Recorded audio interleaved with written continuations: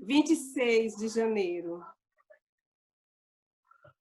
Abandone a ilusão de que você merece uma vida sem problemas. Parte de você anseia por superar todas as dificuldades. Mas essa é uma esperança vã.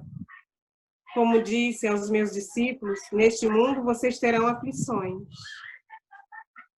Concentre suas esperanças não na resolução dos problemas desta vida, e sim na promessa de uma vida eterna sem obstáculos no paraíso. Em vez de buscar a perfeição neste mundo decadente, direcione suas energias na busca da minha perfeita presença. É possível glorificar-me em meio às circunstâncias mais adversas. Na verdade, minha luz brilha com mais intensidade para os cristãos que confiam em mim na escuridão. Quando as coisas parecerem erradas, tenha fé em mim mesmo.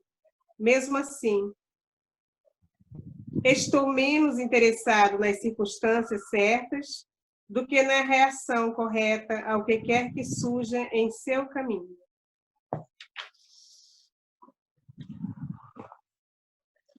Pai nosso que estás em toda parte, santificado é o teu nome no louvor de todas as criaturas. Venha a nós ao teu reino de amor e sabedoria. Seja feita a tua vontade acima dos nossos desejos, assim na terra como nos círculos espirituais. O pão nosso do corpo e da mente dai-nos hoje. Perdoai-nos, ensinando-nos a perdoar, esquecendo de todo o mal. Não permitais cairmos nas tentações da nossa própria inferioridade. Livrai-nos do mal que ainda reside em nós mesmos, porque só em ti brilha a luz eterna do reino e do poder, da glória e da paz, da justiça e do amor para sempre. Senhor Jesus, aqui estamos mais uma vez reunidos em teu nome. Agradecemos a oportunidade. Agradecemos, Senhor, por todas as bênçãos recebidas até aqui. Queremos agradecer ao nosso Deus Pai Todo-Poderoso pela existência tão valiosa. Que possamos, Senhor, aproveitar melhor o tempo, os momentos, as oportunidades que surgem a cada instante. Muitas vezes não entendemos as oportunidades. Muitas vezes achamos até que estamos sendo castigados. Mas, na verdade, sabemos que é tudo bênção, que é tudo o teu amor por nós. Pedimos, Senhor, que continue a nos abençoar, nos ilumine nossas mentes, nossos corações, que possamos ser mais úteis, servindo a todo momento.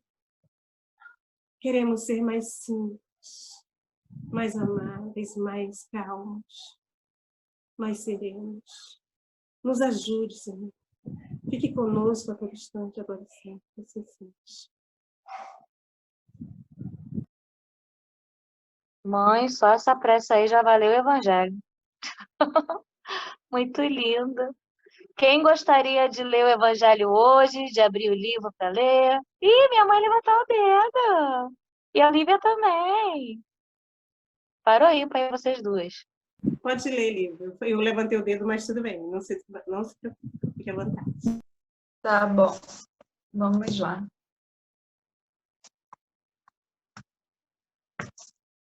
Clicando numa página. Ah, tá aqui. Capítulo 21, item 11.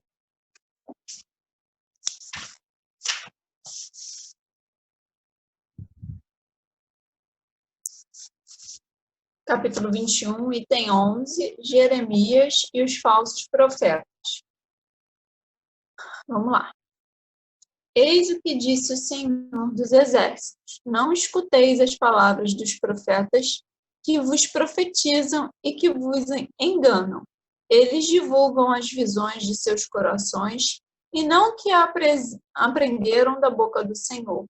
Dizem aqueles que me blasfemam. O Senhor o disse: vós tereis a paz, e a todos aqueles que caminham na corrupção de seus corações. Não vos atingirá o mal. Mas quem dentre eles assistiu ao conselho de Deus? Quem viu e ouviu o que ele disse? Eu não enviava esses profetas e eles corriam por si mesmos. Eu não lhes falava e eles profetizavam de sua cabeça.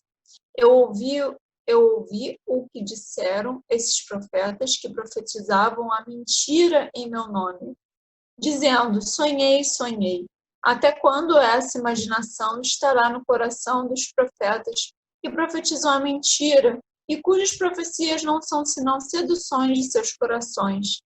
Se, pois, esse povo, ou um profeta, ou um sacerdote vos interroga e vos diz: qual é o fardo do Senhor? Vós lhes direis: vós mesmos é que sois o fardo, e eu vos lançaria bem longe de mim, disse o Senhor. Jeremias, capítulo 23, 16, 17, 18, 21, 25, 26 e 33. É sobre essa passagem do profeta Jeremias que convosco vou conversar, meus amigos. Deus, falando por sua boca, disse: é a visão de seus corações que os faz falar. Essas palavras indicam claramente que, já naquela época, os charlatães e os exaltados abusavam do dom da profecia e o exploravam. Abusavam, por conseguinte, da fé simples que quase sempre cega do povo em predizendo por dinheiro boas e agradáveis coisas. Essa espécie de mentira era bastante generalizada na nação judia, e é fácil de compreender que o pobre povo, em sua ignorância, estava na impossibilidade de distinguir os bons dos maus, e era sempre mais ou menos enganado por esses supostos profetas que não eram senão impostores ou fanáticos. Não há nada mais significativo do que essas palavras. Eu não enviei esses profetas, e eles correram por si mesmos. Eu não lhes falei, e eles profetizaram. Mais adiante diz: eu ouvi esses profetas que profetizavam a mentira em meu nome, dizendo: sonhei, sonhei. Ele indicava, assim, um dos meios empregados para explorar a confiança que tinha neles. A multidão, sempre incrédula, não pensava em contestar a veracidade dos seus sonhos e de suas visões. Achava isso muito natural e convidava sempre esses profetas a falarem. Após as palavras do profeta, escutai os sábios conselhos do apóstolo São João quando disse: não acrediteis em todos os espíritos, mas experimentai se os espíritos são de Deus. Porque entre os invisíveis há também os que se comprazem no logro quando encontram ocasião. Esses enganados são, bem entendido, os médios que não tomam bastante precaução. Aí está, sem contradita, um dos maiores escolhos, contra o qual muitos vêm bater, sobretudo quando são novatos no espiritismo. É para eles uma prova da qual não podem triunfar senão por uma grande prudência. Aprendei, pois, antes de todas as coisas, a distinguir os bons e os maus espíritos, para não vos tornardes vós mesmos falsos profetas. Lois, Espírito Protetor, Kershur, não sei, 1861. Então, engraçado que eu fui lendo esse texto, eu fui lembrando eu não sei se vocês tiveram a oportunidade de assistir, mas no Netflix estreou esse mês, Vida Após a Morte. Uma coisa assim. São meia dúzia de episódios, eu acho, falando, né, de mediunidade, falando de experiências pós-morte, enfim. E assim, eu tenho algumas opiniões em relação a tudo. Eu ainda não assisti tudo, assisti metade. Eu ainda tenho algumas, não sei, quem sou eu para falar se tem algum erro ali ou não tem? Eu não sou ninguém, mas algumas coisas eu simplesmente não concordei muito, sabe?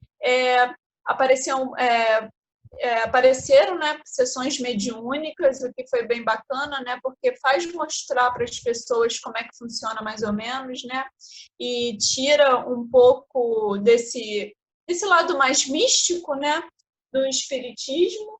E deixa eu só consertar. Eu acho que não foi um documentário totalmente espírita, se é que vocês me entendem. Achei ele mais pro lado espiritualista da coisa, assim. Porque, pelo menos até agora, eu estou na metade, né, da temporada, né? Até agora não falou nada de Allan Kardec, nem citou o nome dele.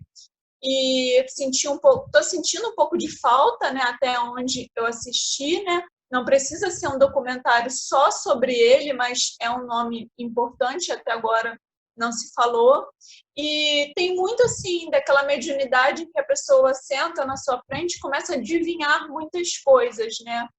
E até que ponto fala assim, tem uma pessoa do seu lado que quer falar com você. Ele era assim? Ele era assado? Ele fazia isso? Ele fazia aquilo? E a gente tem que ser muito prudente em relação a essas coisas, né?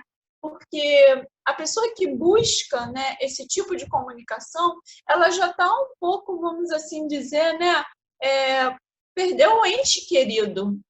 Então, de alguma forma, ela já está abalada com aquilo, já está muito sensível.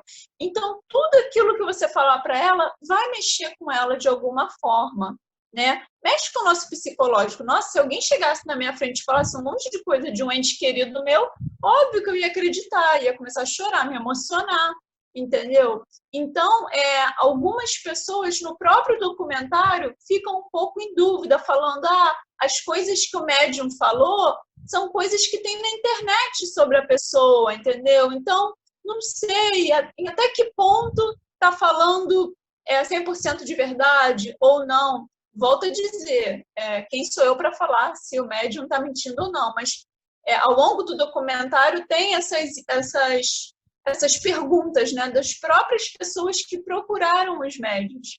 Então, a gente tem que ser muito cauteloso em relação a isso, né? Sempre por isso que é essencial estar com os estudos espíritas em dia, né? Para a gente não levar para esse lado místico da coisa, né? A gente sabe que o espiritismo, a partir do momento que Kardec tomou as rédeas, vamos assim dizer, e começou a codificação dele, né? Tomou a frente, porque se fazia necessário, né? Colocar tudo no papel com auxílio da espiritualidade, ele trouxe a parte também científica da coisa, a parte racional, para a gente entender o que estava acontecendo de fato, e não só barulhos, mesa girando, espíritos. Não, ele quis explicar direitinho o que era aquilo, o que estava acontecendo, de uma forma mais científica, de uma forma mais teórica.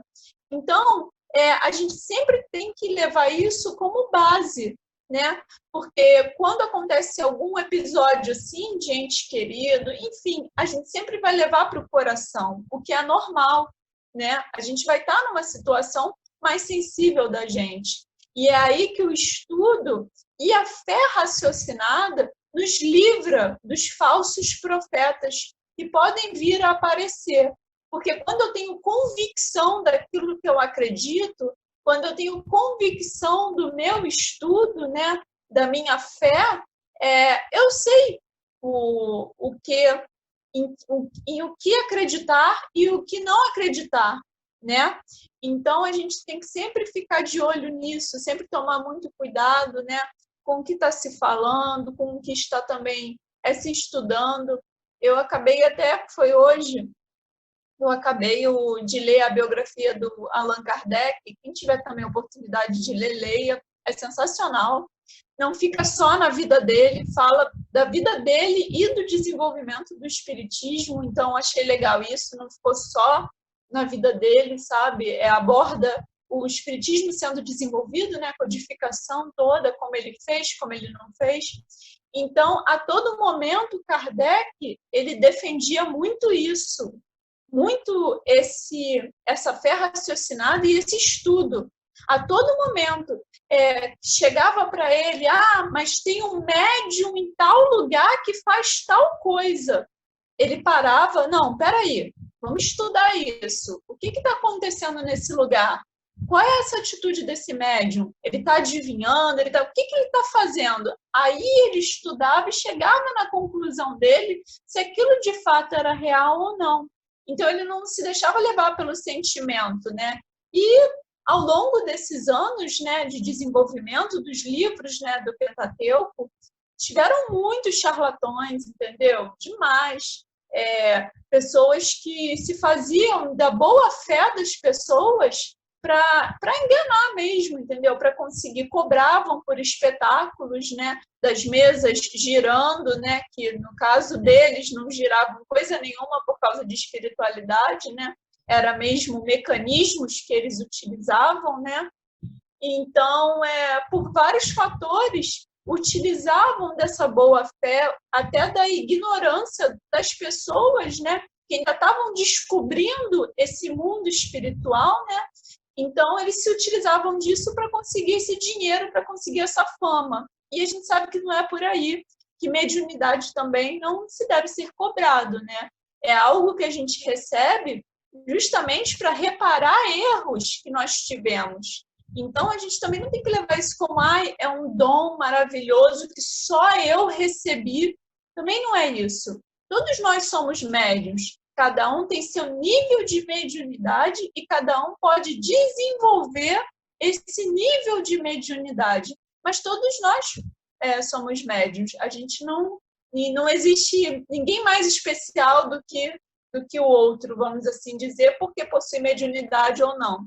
Então, a gente sempre tem... O próprio Kardec, né, ele não acontecia nenhuma manifestação através dele, né, de espíritos, nem psicografia, nada através dele. E ele foi quem codificou o espiritismo. Então, a partir daí, a gente já começa a ver que não depende, né, de nenhum dom, vamos assim dizer, né? Então, é mais ou menos isso. A gente tem que sempre... A palavra principal aqui é estudo. É o estudo.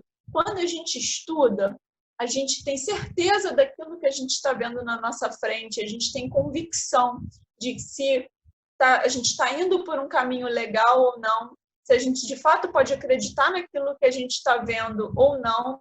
Então, eu acho que funciona assim mesmo. Gostei do documentário, porque eu acho que, para muitas pessoas que não entendem, né, podem começar de curiosas a procurarem, a buscar, e quem sabe até, né, adentrar esse meio, né, espiritual. E acho muito válido. Quem puder assistir, está no Netflix.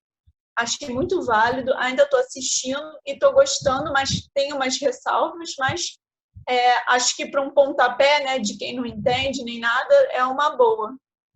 Então, acho que era isso que eu queria falar hoje. Márcia! Oi, gente. Interessante, Lívia, você falando, eu concordo plenamente com o que você falou. Eu assisti o documentário todo. E isso nos mostra não que a gente se ache melhor ou que ache que eles estão errados, não é isso. É conforme a gente está estudando e avançando nos estudos, né, a gente desmistifica muita coisa. Então, não é um médium que chega e tenta adivinhar, isso aí era no início, fica muito precário, eles são muito precários no estudo deles.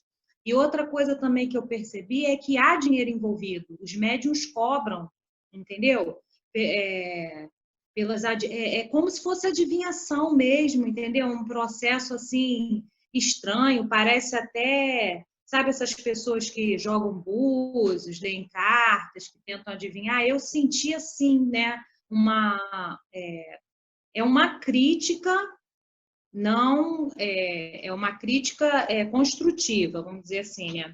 Eu fiquei até com vontade de pegar o endereço, né, de um e-mail e enviar para essa escola de médiuns, entendeu? Referências bibliográficas e alguma coisa para eles, porque existe uma escola, né, de formação de médiuns. Eu nunca tinha ouvido falar disso, formar médiuns, né? Então, assim, eu assisti o documentário inteiro, Algumas coisas até me impressionaram, você vai assistir conforme você for vendo os últimos capítulos, né? Os últimos episódios. Mas, assim, verdadeiramente eu vejo que eu estou no caminho certo, entendeu? Porque se fosse, sei lá, há 20 anos atrás, de repente eu assistindo, eu ia ficar impressionada, eu ia achar aquilo máximo, não ia ter a visão que eu tenho hoje. E por isso também da importância da gente saber, até para tirar dúvida de quem assiste, quem é leigo, né? Porque às vezes um leigo que assiste pensa que aquilo ali é espiritismo, e não é. Está mais para o espiritualismo, né? Aquela coisa a curiosidade. Parece que aquilo ali gira em torno somente de uma curiosidade, e não de um estudo profundo em si, sabe? Porque quando a gente estuda, a gente procura fontes, né? Outras fontes também. A gente está aberto a outras fontes de estudo, como a ciência, né? Filosofia, a própria religião, a gente não se nega a ler a Bíblia, tudo isso. E só vocês assistindo mesmo, quem não assistiu, para entender, né? Mas eu concordo perfeitamente com o que a Lívia falou. Ainda dá tempo. Quem mais gostaria de falar do nosso estudo de hoje? Levante seu dedinho e fala, Lívia. Só um exemplo. Teve um exemplo que me deixou um pouquinho incomodada no documentário. A médium era amarrada na cadeira, sabe, com velcro nos punhos e nas pernas, e colocavam ela dentro de uma cabine totalmente preta para ela ficar no escuro. E aí rolava a sessão mediúnica do lado de fora e eles ouviam só a voz dela, no caso, a voz dela incorporada, né? Falando, né? Os espíritos, né? Tomavam o lugar, né? Vamos assim dizer, e falavam. Eu falei, meu Deus, se faz isso ainda tem essa necessidade, porque isso eu li, poxa, no livro, na biografia do Kardec, em 1800 e pouco. Será que a gente ainda tem a necessidade de fazer isso? E muito médium de efeito físico, batida na porta, a mesa tremia. A gente não tem mais essa necessidade. O próprio Kardec fala que os espíritos começaram com essas manifestações mais físicas, né? Uma cadeira que se mexia, não sei, uma vela que apagava sozinha, sem vento nenhum, entendeu? Eles se usavam disso para chamar realmente atenção para esse mundo espiritual. Aí, a partir desse momento que, opa, o que está acontecendo? Pô, a mesa está se mexendo, mas aí começou o estudo. Então, hoje em dia, a gente tem a psicografia, a gente tem os médiuns mais intuitivos, tem N, né, tipos de mediunidade, desde as mais simples às mais raras, que não se fazem mais dessa necessidade de ficar batendo mesa, batendo cadeira. Então, foi o que a Márcia falou, eu achei muitas coisas que eles ainda fazem que Kardec fazia naquela época e que ele sabia que já não tinha mais necessidade daquilo. Então, não sei se é por falta de estudo, como a Márcia comentou, ou se eles simplesmente preferem fazer essas coisas mais espetaculares, vamos assim dizer, para chamar mais a atenção das pessoas, também pode ser isso, né? Mas não sei. O que mais me impressionou, que eu gostei, a parte que eu gostei, foi uma médium que um senhor, né? Ele tinha uns problemas nos nervos. Eu acho que a mão dele ficava tremendo, as duas mãos. Ele não tinha nem mais força para segurar coisas, né? E ele ficou deitado numa maca, né? E ela meio que deu um passe nele, vamos assim dizer, né?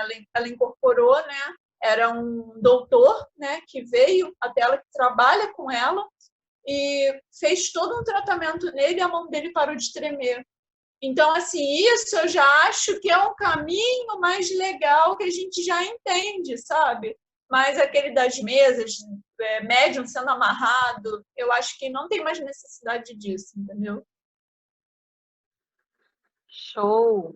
Não vi ainda esse documentário, depois eu vou querer ver, para poder ter minha opinião também. Deixa eu falar um negocinho do negócio do amarrar. que acontece? Ali eu entendi o procedimento, porque ela é a única médium de efeito físico daquela instituição. E as sessões dela, o objetivo é materialização. Então, para trabalhar com ectoplasma, né, tem que haver uma escuridão total, e isso é verdadeiro. Não pode haver nenhum feixe de luz. Isso interfere na formação do ectoplasma, né? Tanto que assim, as materializações, elas só ocorrem, né, e depende da substância, que pode ser uma substância gasosa, uma substância um pouco mais condensada, ou até mesmo uma substância material mesmo, né? Ela é feita em total escuro.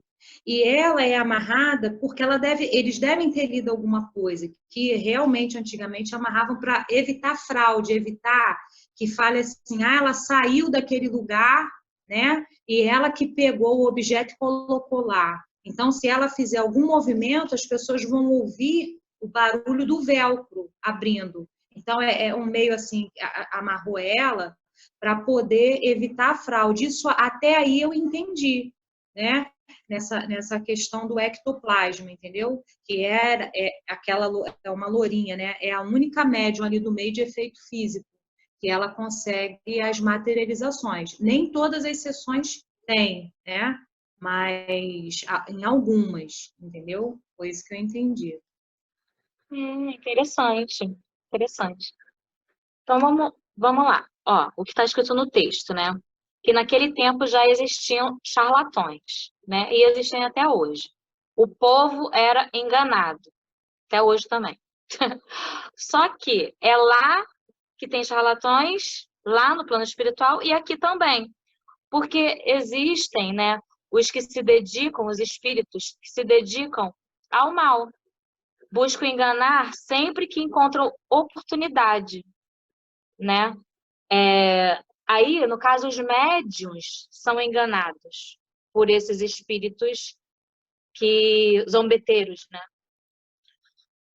Então, como as meninas falaram, toda faculdade, né, tudo exige estudo, perseverança, você precisa ser sério, você não pode ter aquela fé cega, você tem que ter aquela fé raciocinada. E deu muito certo com tudo que o Kardec fez, porque ele era um cientista, um pesquisador, ele comparava, ele não acreditava na primeira coisa que ele ouvia, ele ia e tudo ia se confirmando de vários pontos, chegando mesmo as mesmas mensagens, e por isso que a obra dele é tão boa, que a gente confia e que a gente estuda, porque não é um achismo, né? Ele mesmo nem acreditava, ele foi pesquisando e foi chegando a toda essa conclusão, toda essa obra que ele tem, né? Então, existe até hoje, do lado de lá e do lado de cá, as pessoas que querem, que se dedicam ao mal. Então, a gente precisa ter olhos de ouvir, né? Olhos de ouvir, não, olhos de ver, ouvidos de ouvir. Vocês entenderam? Para poder não ter a fé cega, né? A gente tem que sempre estudar. E eu vou chamar a Nani, que o nosso tempo já está estourando. E eu vou chamar a Nani. Vem, Nani! Oi, pessoal. Que a gente consiga sempre ser educado, né? A ponto de ter o conhecimento. Que a gente busque cada dia mais conhecer tudo a que nos propomos fazer, né? A quem vamos seguir, o que diz exatamente aquela, vamos dizer, doutrina, religião, aquela pessoa, né? Olhando não só, observando não só a fala, mas principalmente as ações, né? Porque quando a gente tem o conhecimento, a gente se livra de cair em armadilhas, né? Quanto mais conhecimento temos, menos caímos em armadilhas. Então, que a gente esteja sempre atento para não deixar o coração falar mais alto e se deixar enganar. Olho em tudo e sempre encontro a ti. Estás no céu, na terra onde for. Em tudo que me acontece encontro o seu amor. Já não se pode mais deixar de ter o seu amor. É impossível não crer em ti, é impossível não te encontrar, é impossível não fazer de ti meu ideal. É impossível não crer em ti, é impossível não te encontrar, é impossível não fazer de ti nosso ideal. Que a gente tome bastante cuidado em quem a gente segue, nas palavras que nos afetam, que tenhamos sempre cuidado em olhar para aquele que quer ser o líder, né? O líder da matilha. Sabemos sempre que em determinadas situações de conflito, de dúvida, a gente deve recorrer ao nosso Mestre Jesus e perguntar se aquele comportamento que nos está sendo pedido é condizente com os ensinos que o Cristo nos deixou. Sabemos que o verdadeiro mestre é Ele, e devemos sim ter uma fé raciocinada ao ponto de duvidar daqueles que nos falam em nome dele, porque nem sempre falar em nome do Cristo está falando por ele, através de tudo que ele nos deixou.